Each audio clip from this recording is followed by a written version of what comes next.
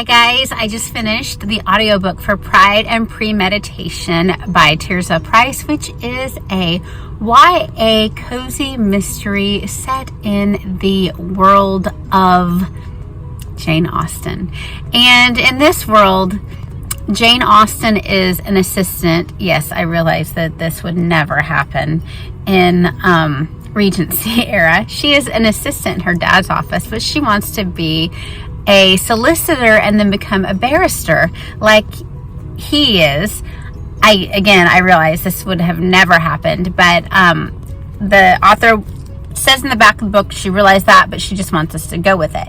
And so Mr. Darcy works in his lawyer dad's office, and there is a murder that Mr. Bingley is being accused of having committed. And Charlotte also works for her dad as kind of like his administrative assistant. If you're familiar with Pride and Prejudice, Charlotte was the main character, Elizabeth Bennet's best friend. So she is his assistant, and they make it very clear that Charlotte is biracial, and I think that it is wonderful that the author managed to bring in a little bit of diversity. And she explained again, she knows that would not have happened in Jane Austen's time. So I wasn't quite in love with it, just because I was like, the whole time going, well, this would never have happened in the Regency era. This would have never happened in the Regency era. As a cozy mystery itself, it was adorable. The Jane Austen aspect distracted me. I feel like in a lot of retellings, it is really hard for a lot of people to get Mr. Darcy even close to right. Mr. Darcy is complex. How do you make him an arrogant jerk without making him too much of an arrogant jerk? Actually, I think this author did pretty good. There were some times where I felt like Mr. Darcy wouldn't have had as much humor as this Mr. Darcy did. So, very entertaining. I definitely think if you want to listen to a good audiobook, the audiobook was very well done. So, she was great with the voices, and I recommend that. But not my favorite, but definitely great for a good time. All right, take care. Hi, friend. This is going to be the last clip you're going to see of me for the month of November. I know I've just had a couple of clips. I'm going to cover two books that I read the last half of November here. First was No Exit by Taylor Adams. This was a buddy read with book blather and novel opinions and bandana book mom. We read it together, and I don't know what to say except I recommend it, but I also don't recommend it. It does have some violence, and it does have some language. But the main character, she is kind of a screw up in her family, and she has gotten some really bad news, and she's on her way home and gets stuck in the snow at a rest stop with some other people. She sees a little girl's hand. Doesn't know it's a little girl at the time, but it ends up being a little girl stuck in the back of a van and locked in.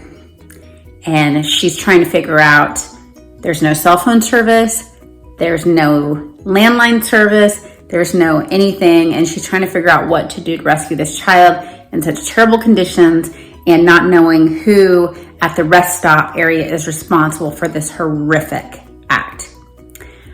It really keeps you at the edge of your seat. It's surprising. It's a thriller for sure. But I couldn't believe how they turned this. She was able to make this kind of thriller story and really make it mean something, because this girl is not the best of people. And she ends up becoming a hero in the story. So I really loved that. The last twist of the book, wonderful. The other book that I read was hosted by the channel Criminale, and it was The Hitchhiker's Guide to the Galaxy by Douglas Adams. And this book's been out for a really long time. I think it was written in 1979, and it is really funny. There are some parts that are just really hilarious. Now, I don't know why. I think it was right book, wrong time. Maybe for me, found myself just kind of getting distracted while reading it a little bit. But there were some parts that had me laugh out loud. There were situations with mice and how they explained mice as alien beings. It really cracked me up.